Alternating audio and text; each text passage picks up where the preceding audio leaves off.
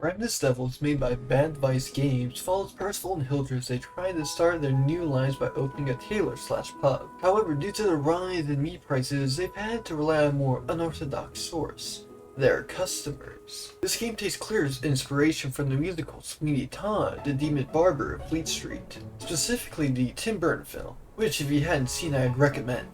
Johnny Depp's sing-talking's a little odd, but you get used to it quickly. Plus the piss line makes it all worth it. What is this? What is this? Smells like piss. Smells like poo. Looks Oh, like don't touch piss. the car, was you, dear? This is piss. Piss with me. The game still follows a simple formula. A customer will come in to get their measurements taken, in which Percival will murder them. Then he will clean up the blood and strip them of their clothing, dumping them into the kitchen using a cellar door in his room.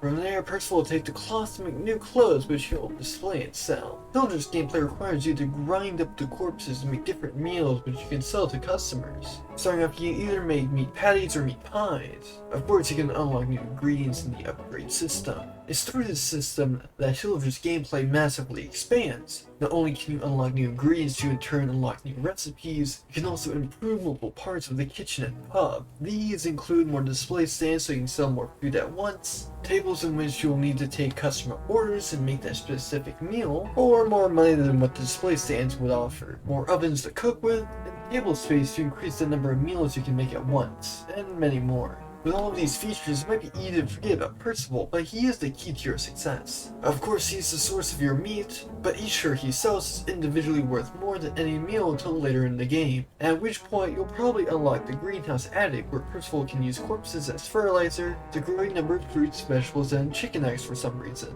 The game is separated into two modes: a story mode which serves as the main content providing the tutorial as well as a nice little mystery narrative to your cannibal killings, and an endless mode which provides multiple new challenges you'll have to overcome. I must warn you, from here on out I'll be spoiling the story, so if you want to try it for yourself I recommend it. As of recording, it's $5 on Steam, and with a 4-hour campaign plus endless mode, I say you get your money's worth. The game begins with a short stylized cutscene introducing the main characters and the premise of the game. The first day works as a tutorial, with the story kicking off after day 2. After a set day, we get a cutscene detailing that a man going by Jay has revealed our cannibalistic secret. But rather than inform the police, they want to instead have Percival and Hildred prepare them a feast. I must say, for being the literal second day of the cannibal operations, either Jay is Sherlock or 19th century Londoners have koala levels of critical thinking. An interesting part of the game is that the main way to progress the story is through the reputation system. If you sit around and do nothing while some character events can't happen, you will receive letters, which is the main way the story progresses. The next letter gives us our first target, Elliot Carson, a young wealthy businessman who spends time wandering the city, visiting local establishments, and speaking to the locals to Jay's disapproval. Starting the next day, Elliot arrives with his assistant, having gotten word of our fine establishment. Elliot wants a new coat and will be returning at a later date for measurements. Next character event has a Lady Elsewin enter the tailor. It's revealed to the player that Lady Elsewin knows that Percival murders people, and that she's friends with Jay, whose actual name is Jack. Lady Elsewin tells Percival that she wants a blue dress for a funeral as she is dying. Then she implies she wants Percival to kill her, saying she would kill herself, but she's too afraid. And if only someone would do it for her. However, before anything can happen, Hildred barges in, dragging Percival away to see the houseplant she put in the shop. And we get a cute scene between the two. Next event has a small child come in who is looking for their mother. Apparently she went to patch her coat and never returned. Hildred tells the child that Percival didn't see her and something must have happened before she got here. Hildred tries to shoot the boy out, but he pleads to her that he's hungry. So Hildred gives him some leftovers, which honestly could be his mom. The third letter comes in saying that Jay knew us before we moved to Hither Blue Lake. Apparently we had a fine shop in Merseyside which was doing well, until the competition accused us of selling rat meat. And it was over once it made it to the newspapers. However, before the police could make an official investigation, the shop burned down, leaving the two unrecognizable corpses wearing the owner's clothes. Then all of a sudden a strange couple moved in and started selling the best meat pies in town. It wasn't hard to put two and two together. The next event has Elliot arrive to get his new coat. Elliot talks about how he'll be going on a hunting trip, stating, "They're ravenous and wonderful creatures. I prefer them over my fireplace though." Percival relates that he used to hunt for a living but preferred to trap his prey before killing them with a knife. Percival then inquires about who Jay could be, but Elliot provides nothing. So Percival goes for the kill. Elliot gives an admirable struggle, but he didn't even make it out of the room before Percival put him down. Percival decides sort of buying the top left attic as it's the coldest room in the house. The assistant comes asking where Elliot was. Since he had one of Children's meat pies and needs money to pay. Percival says Elliot had left several minutes ago and that the pie is on the house this time.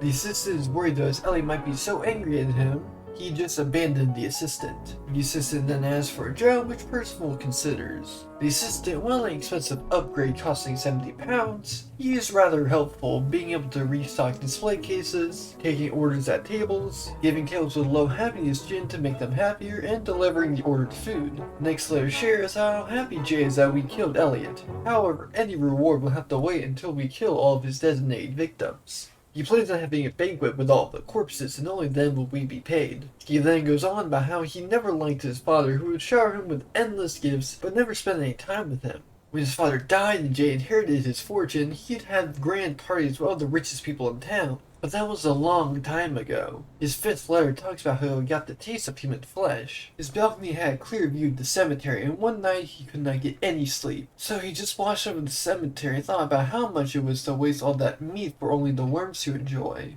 He read through some biology books and learned it was common for animals to eat their own kind in the wild. Intrigued with the idea, he first tried to buy a body from the hospital, although he found it easier to just bribe the gravedigger. Having acquired a dead homeless man, Jay cooked him up and has been longing for human flesh since. However, people became suspicious, so he had to stop until our charming couple moved in. The next letter gives us the second target, Jay's old friend, Gilbert Weston, a man who loves food as much as Jay does. Jay considers Gilbert to be the brother he never had, and eating him will be the sincerest form of gratitude and friendship. The next event has Gilbert come to the pub, and my god is he an absolute unit. Apparently he bought a cat to keep rats out of his warehouse. But the cat just sleeps around all day. So like a complete psycho, Gilbert wants Hildred to cook the cat so he can feed it to his dog. Hildred lies saying that the cat is sick, which would make Gilbert's dog sick. However, promising to dispose of the cat herself. This event unlocks the cat upgrade, which is rather OP. Once purchased, you can click on the cat and have it hunt down a rat for you to cook. For some reason, cooked rat is like some Gordon Ramsay level meal as people will pay top dollar for it. This makes rat the perfect display meal and allows you to save the rest of your meat for table orders. The next letter just goes on about how Jay picks out the best people to be his meals, and how Hildred must be an expert of seasons and toppings. Next character event has Lady Elsewin talk with Hildred over a drink of gin. Elsewin asks Hildred what she thinks will happen after death. Hildred says she thinks death is just the absence of life. Dark void, that Elsewin should worry about more worldly thoughts than what will happen to her soul. This doesn't seem to help Elsewin, making her more fearful of death. After this we get another event with the boy and Hildred. Phil hasn't found his mother, but he's accepted that it's expensive to feed an extra mouth with food prices. The boy asks Hildred if she has any kids, which she doesn't, saying she thinks she wouldn't be a good mother and they're too expensive anyways. Then Hildred gives him some gin and we learn that his name is Peter before heading off. The next event has Gilbert head to Taylor, but after a Herculean task of climbing 2 sets of stairs, Gilbert has a heart attack and immediately falls back down them. This of course alerts Percival and Hildred testing him with the difficult challenge of getting Gilbert up to the 3rd floor. Later, Peter gives Hildred some flowers and informs her that he'll be working for a fisherman. The 8th letter informs us that Jay's cousin, presumably Lady Elsewin, has died from tuberculosis. Jay also apparently takes the old noble tradition of being in love with his cousin, and like the creep that he is, took a lock of her hair. The important information is that 2 victims won't be enough food to drown his sorrows. 9th letter details the 3rd and final target, Giovanni Lorocci, a woman married to one of the richest men in the city. Lady Lorocci runs a beauty shop selling lotion, scents, and skincare, but to save on raw materials she uses scraps and dangerous chemicals while still selling it at a premium price. Lo and behold, Lady Lorocci comes to the tailor a few days later. Apparently, Lorocci ordered a dress yesterday, but it was so terrible Percival must replace it free of charge or she'll shut him down. And as usual, Percival lures her to his back room with the promise of a new dress. Of course, once in the trap, Percival berates Lady Lorocci for making such a rude request. Lady Lorocci barters, saying if she kills her, Percival's life will be ruined and that people will search for him. This doesn't stop his blade, but Percival does worry if Jay's reward will be worth all this trouble. The next day, Peter comes to the pub with a storybook. Being unable to read, he hopes to sell it at the flea market. Mildred insists on reading it to him, and it turns out to be a version of Hansel and Gretel. Although it has two brothers instead of a brother and sister. Peter enjoys the story until the Witcher captures the brothers, and unfortunately the book has some water damage, making the last page illegible. Hildred insists Peter practice reading and writing so he can write his own ending. The 10th final letter comes saying how pleased Jay is, how they should prepare the banquet, and then Percival and Hildred will receive their reward. The last event with Peter ends in begging Hildred to adopt him as he can't survive on his own. Hildred says with a heavy heart that she can't adopt Peter, and that she was like him until she met Percival. Hildred then gives Peter some money and tells him to take a train and to leave this cursed city. Finally, the night of the banquet, Percival consoles with Hildred, worried about people looking for Lady Lorochi. Hildred says that they will just disappear and start all over again. Hildred also says that they can kill Jay after they take his reward. Although Percival is worried, as Jay is a smart man and must have figured out they tried to kill him either way. Mr. J has finally arrived. He immediately made it clear that we would have our reward at the end of the meal. Tonight, I have outdone myself on the cooking front. The main dish is Gilbert, served rare with salt and pepper. Lady LaRoche is only skin and bones. I put her on the stove to avoid scorching the skin. Elliot has been here for a while. In fact, he smelt awful, but I still did a great job.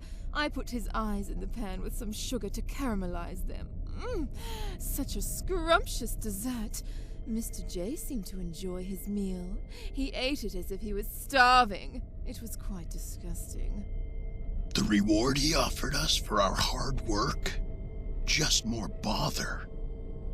He requests that we become his personal chefs in return for his protection. Surely that would have made us untouchable, but also his slaves.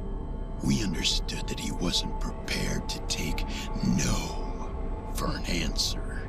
We are no longer willing to play his games. The only thing that he will taste now are my scissors.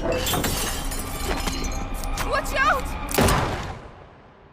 And that is Ravenous Devils. All that's left is the Endless mode, which has multiple changes from the base game, both good and bad. Starting off, you get one food source unlocked, including fruits and vegetables. If you only have the greenhouse items unlocked, you can make meals without meat, although they aren't worth much when sold. And then there are two major obstacles you need to overcome: taxes and the police. Taxes are rather simple. Every few days you need to pay, starting around £10. And as time passes, you will need to pay more and more. Police are a bit complicated. After you make your first kill, the 1 bar is increased. This causes a police officer to randomly enter the tailor, and if they see anything suspicious, you'll be arrested, ending the game. The 1 meter can be increased by 3 stages, which also increases the chance of the officer comes, but is decreased when you fulfill a client's request instead of killing them. While you think this would cultivate a risk versus reward system where you must dictate if it's safe to kill a client or use precious cloth to lower your wanted level, it doesn't work as cleanly in actual play. First off, vegetable only meals aren't really worth it, given that you still need to kill people for fertilizer. And if you try to minimize the amount of people you will kill, you will be running low on cloths, decreasing your profits and making your customers unhappy. Plus, you start endless with all upgrades available, with £80 being your only limiter. So it's best to just buy the cat, as it's stupidly OP. So it's best to just buy the cat, as not only will rat meat be effectively free, unlike vegetables, it'll still make more money than even some meat recipes. Secondly, the main problem with police is that they are completely RNG reliant. This means even with the lowest active wanted level, police can show up at any time. And if they do so even halfway through a murder, it's basically game over with how slow Percival is. Also, if you kill a person as soon as the officer turns around, he'll magically become deaf and won't hear the murder. So the best wanted level is max, so that means the police will come by so often, you can consistently have a client come in at the same time as the officer and murder them as soon as the police turn around and leave. While endless mode can be quite fun in small doses, it doesn't dissuade the feel of several mechanics being stitched onto an already existing gameplay loop. However, overall, I'd recommend Ravenous Devils, especially at a cheap price of only $5. Now some things to address before I end this review. First off, apologies for not uploading in over a year. I've been working on a different project this whole time that I've lost motivation to work on, but I've spent so much time and effort on it, I don't want to completely scrap it. For the meantime, it'll still on the shelf until I feel motivated to work on it again. Until then, I have plans for not only reviews, but also challenge type videos to spice up the channel. In fact, the day after this video goes live, I'll be streaming Fallout 4 at 1 PM Eastern Standard, trying to beat it using only pacified perks. I've also started a Discord, which I'll be more active from here on out. Once more, I want to apologize for the gap between uploads, and thank you for watching.